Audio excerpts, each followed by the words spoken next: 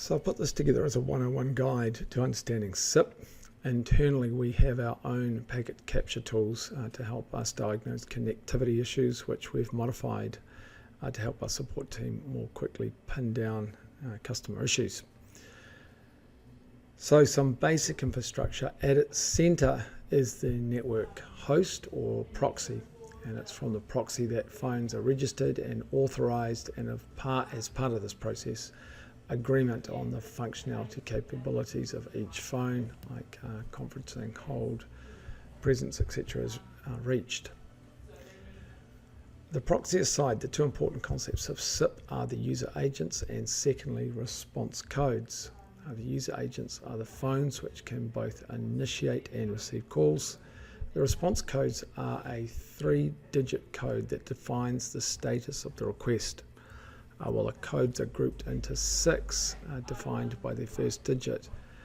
The only 3 that we cover are the provisional, the success, and the 400 client failures.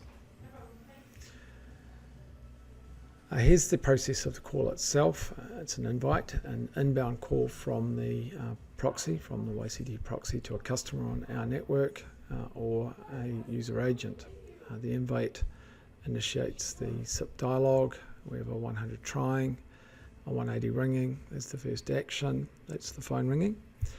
200 OK is the answer and confirmed with the acknowledgement. At this point, the media starts. Now SIP doesn't come back into play until the call is ended, at which point we put through a buy, which is acknowledged. So here's our SIP capture tool in action. Your first view here is the request response codes, which gives us a simple readable text-based format with our trace we've simplified, as I've set up above, what engineers would normally expect to wade through with tools like Wireshark.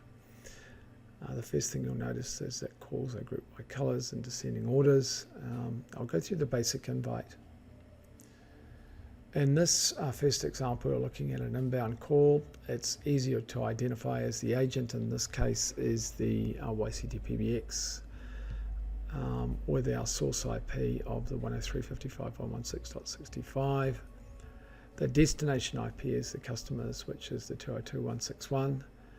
And in this case, you can also spot the destination port. We can jump into the packets.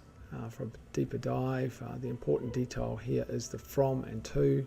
You can see we are the user agent, and once again with the YCT PBX, the allow gives you a list of features. In this case, it's all standard. You've got an invite, acknowledge, cancel, subscribe, which is presence. And another handy feature further down are the accepted codecs. To registration, remember that registration is the process of a phone authenticating against our service, and it's going to do so with a username, which is a phone number, and a password. In this example, you can see the initial register from a customer's IP, and then our 401 rejection, and which is finally met with a 200 OK. So that's the phone registered. Anything else here is bad. For example, a 403 indicates that the phone is attempting to register with an incorrect password.